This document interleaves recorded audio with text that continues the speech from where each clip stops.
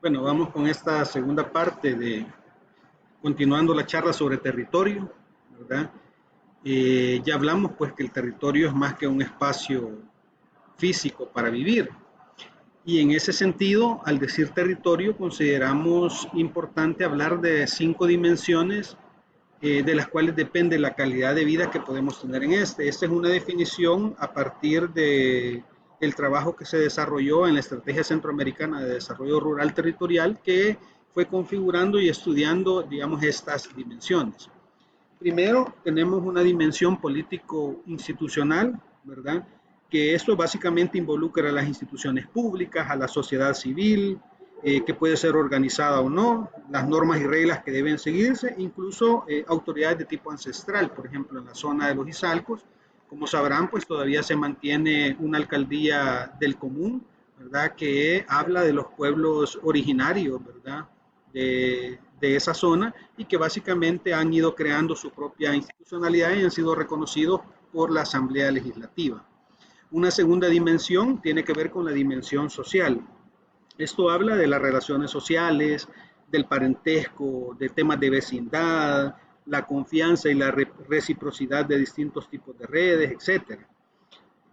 Una tercera dimensión es la dimensión cultural, que habla de las formas de vida de los seres humanos, los valores, las manifestaciones materiales y no materiales. Ahí entran, por ejemplo, el tema de ritos, tradiciones, prácticas agrícolas, hábitos, saberes ancestrales, religiones, idiomas, etcétera.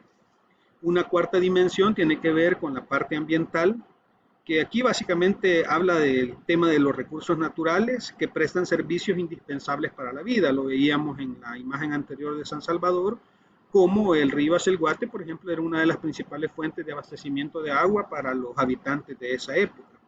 Pero también entran otros aspectos como el aire, por ejemplo, el agua, los suelos, el clima, entre otros.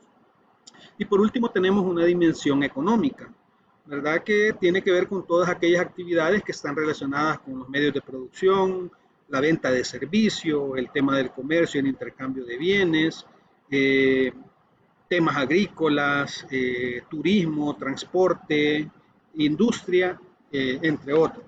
Entonces, vemos cómo también el tema de territorio va adquiriendo un grado de complejidad en función de cómo lo vamos desglosando y cómo lo podemos ir analizando en estas 5 dimensiones que plantea la ECADER.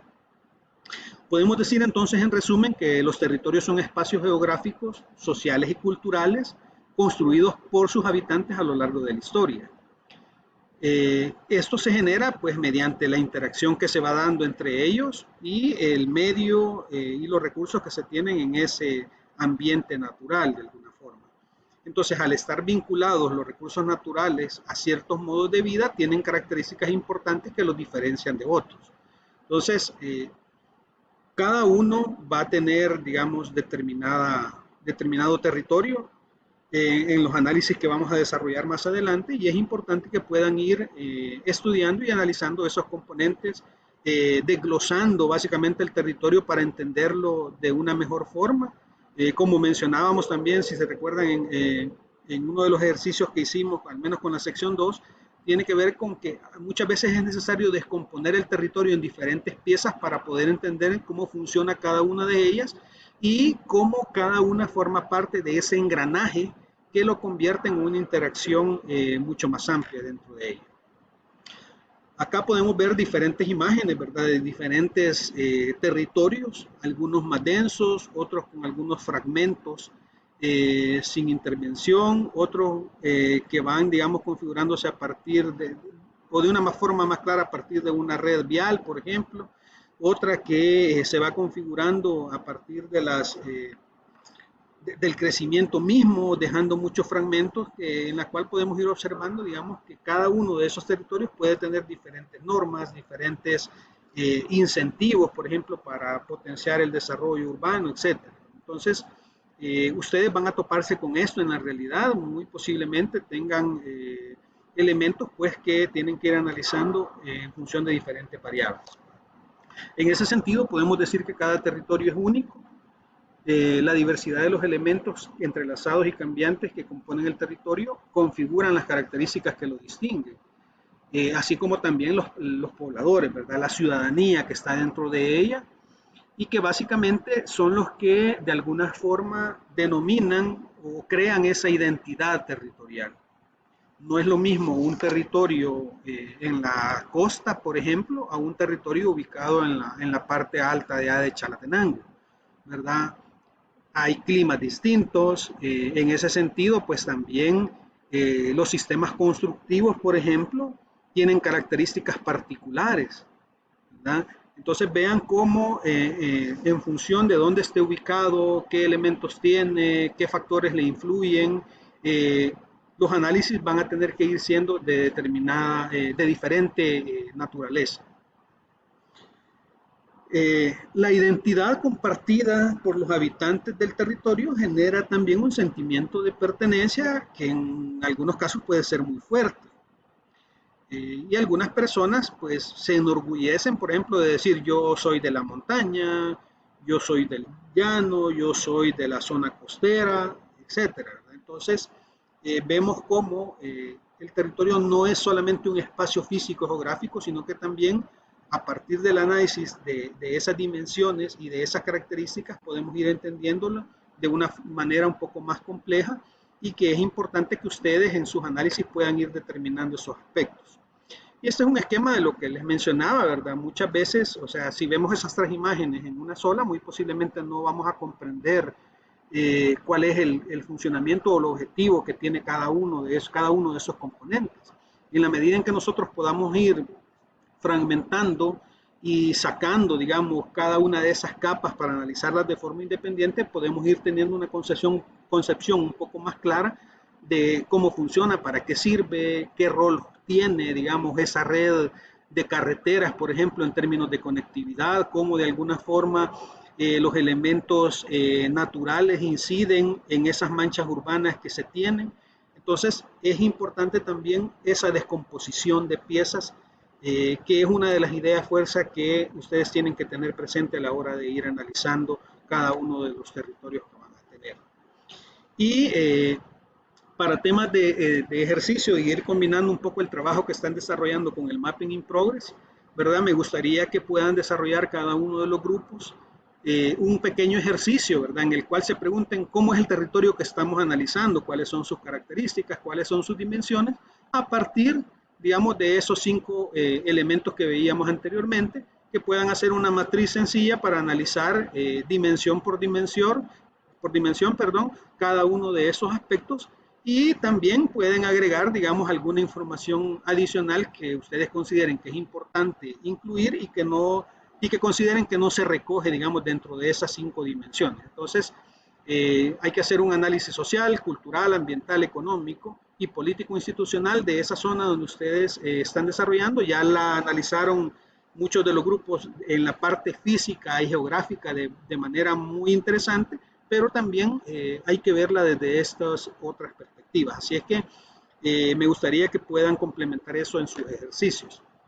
Y un segundo ejercicio tiene que ver siempre con las dimensiones, con las 5 dimensiones, que ustedes puedan ir viendo y que puedan ir describiendo qué cambios han observado en esa zona que están analizando y si esos cambios han sido positivos o negativos o si no ha tenido mayores cambios y se mantiene, ¿verdad?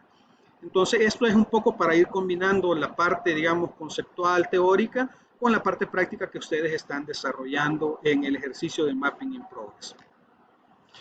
Entonces, cuando hablamos de territorio, pues es importante también pensar, bueno, el territorio tiene diferentes elementos culturales, sociales, ambientales, aspectos geográficos, recursos naturales. Entonces la pregunta es, ¿dónde construimos, verdad? Y ahí es donde surge la paradoja. O sea, muchas veces los terrenos, digamos, que topográficamente pueden ser, digamos, muy planos y óptimos para el desarrollo de una urbanización, representan los mejores suelos para el cultivo de un determinado país, por ejemplo. Y no nos vayamos muy lejos, el caso del Valle de San Andrés, ¿verdad? Que es básicamente de las mejores clases agrológicas que tiene el país y que básicamente poco a poco está siendo destruida por el tema de la urbanización. Lo mismo nos da, por ejemplo, cuando hablamos de áreas de protección especial como el caso del volcán de San Salvador, por ejemplo, cómo poco a poco la mancha urbana, pues de alguna forma va absorbiendo y destruyendo esos elementos naturales que tenemos ahí presentes.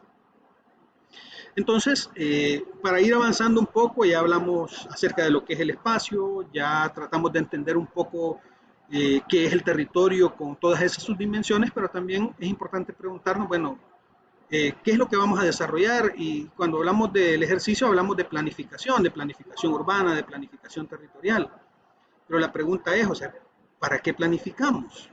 ¿Verdad?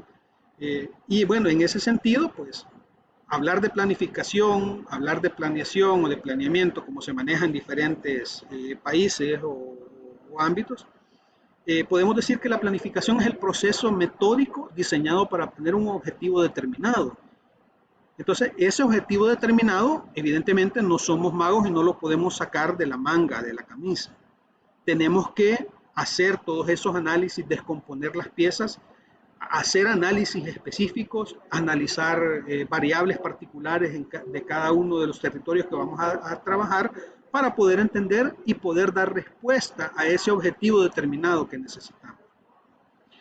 Y si nos vamos ya a la parte más filosófica de por qué debemos seguir creyendo en el tema de planificación del territorio cuando sabemos que el país pues sufre o ha sufrido por años pues de esa inactividad en cuanto a poder orientar el desarrollo a largo plazo, pues ahí hay muchos elementos, pero dentro de una de las frases que decía uno de los profesores que tuve y que bueno, creo que también fue maestro de Carlos, es porque muchos todavía sentimos ese sentido de angustia creciente por un territorio asediado e insostenible.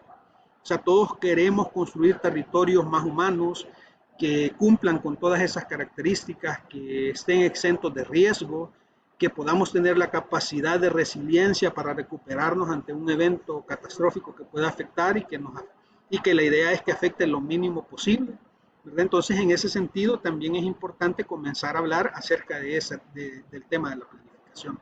Entonces, ¿por qué planificar? Porque tenemos básicamente que ordenar, pero también tenemos que gestionar el territorio, gestionar esos procesos de formación y de transformación. No podemos seguir pensando que las ciudades se van a ir configurando mágicamente y de la forma ideal, ¿verdad? Sino que tenemos que tener cierta incidencia para ir tratando de orientar, de incentivar, digamos, esos procesos de crecimiento urbano. Entonces, en ese sentido, el territorio se convierte en el soporte de esa ordenación y por eso es importante analizarlo y estudiarlo con base a lo que hemos hablado hasta este momento.